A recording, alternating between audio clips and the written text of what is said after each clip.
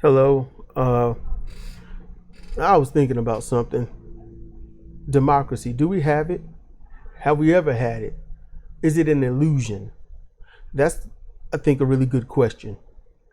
See, democracy basically states the majority gets what the majority wants, usually. And government is basically there to make sure they serve that, to make sure that even though the majority may get what they want, there should be a bit of control over it. You know, a little bit of don't go too far because then that can be dangerous. Everyone likes baseball, so we get baseball. You get, aluminum baseball bats. It changes the wooden baseball bats, and then you get stronger baseball bats. But then for the regulation game, you got wooden baseball bats, and you get those of various sizes, density, and things like that. Different kinds, different brands. But then someone says, well, you know what? Why can't my baseball bat have a spike in it, or 3 or 4? And regulations say, no, you can't have those things. That would probably murder somebody. So that's the point of those things. So the majority should get what they want, but there should be calculations to make sure that it's safe.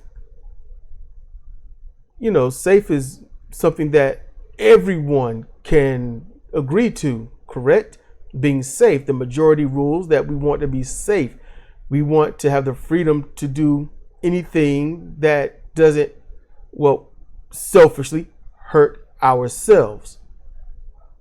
Although no one cares if they hurt anyone else, usually. I can't say no one, but typically,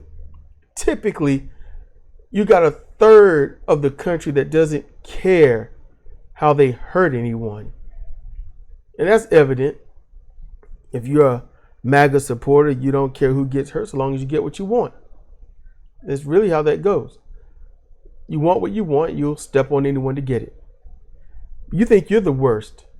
Well, actually, you think you're the good ones. You're not. You're not. But what about democracy versus reality? What happens when you make your vote?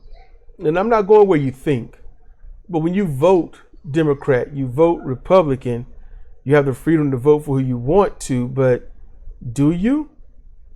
Think about it. Anybody can run in the Democratic Party.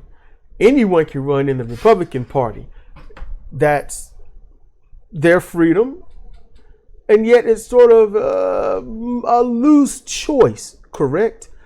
For example, in the news, social media, anywhere you look, what are your options for president? Biden, for the Democrat. I can't say the left because Democrats are on the right. When it comes to the spectrum, Democrats are on the right. But you got Biden, and that's it. So who's after that? Who's after Biden?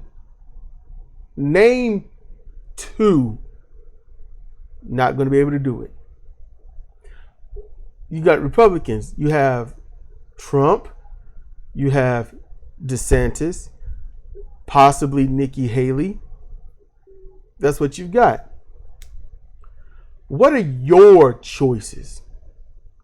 I mean, if you take a break, turn your eyes away from what you're being fed optically, what would you choose? What is your choice? If you've got freedoms, you have the choice to choose who you wish. So what person would you want to see, making sure that there is democracy, making sure that your freedom of speech is not infringed on by the government? Because as much as, the right wing, no matter how far it is, say that they want their freedom of speech, they got a real nasty habit of trying to shut everyone up that disagrees with them. Hypocrisy, contradicting. Yeah, there are other words for it. So what is your true freedom? Because in the democracy, if the majority wants, then how is Trump ever here? You lose by 3 million votes, but you win. Electoral college. So why is there no vote to get rid of the electoral college so that the majority can get what they want? Why not get rid of the electoral college? Why is there no social push to remove the electoral college? It's an idea. All you got to do is push, and that's it. It's not, I don't think it'd be hard. It can't be hard. You just need the numbers.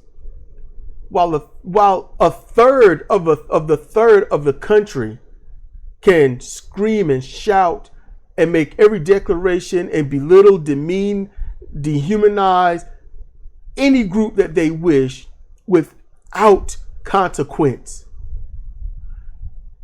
The majority who want something decent stays silent. So why in the world has this turned into a political plantation where everyone else has to do exactly what a third of people want? It makes no sense for 300 of you to want better wages, no, not better wage, a livable wage, the living wage. Remove your student debt so that you can keep money. You want a tax reduction? Remove student debt. That's technically, you can view it as a tax deduction if you want to. Not the legal taxes like the IRS, but just a way of putting your mind around it. You know, all these food places and everything, all the prices are going up. Who's to stop that? You can't make money if you have to throw it all out for food that's 4 times what it's worth. You know, where's the majority talking about that? Sitting at home, watching TV, picking sides, who owns who sounds better than who's more popular, and what funny videos to watch. Yeah, that's what happens. You all have the power, you just rather not use it. Maybe it's because it's too much to do. Maybe it's because it's something to do other than what you want to do. But real life, you don't have democracy. No one's had democracy in ages. Your options through anything are the selections you are allowed to have. You want a better president? You can't have it because you are only fed 2 people. That's going to be Biden and Trump. The others are just noise. DeSantis is testing waters. You're already made up your mind. It's Trump versus Biden. You're not getting out of that. You want to, but you won't let yourself. So you're not getting out of that. The prices of food goes up. The prices of everything goes up. It skyrockets. You complain. You're angry. But you're not pushing for legislation to force it to stop. In truth, all of you could literally have this one simple mindset. You were not born to suffer. It is that simple. End your suffering. And if ending your suffering means legitimately hurting those who have done nothing to anyone and have no power, you are on the wrong side of anything. Thank you for listening.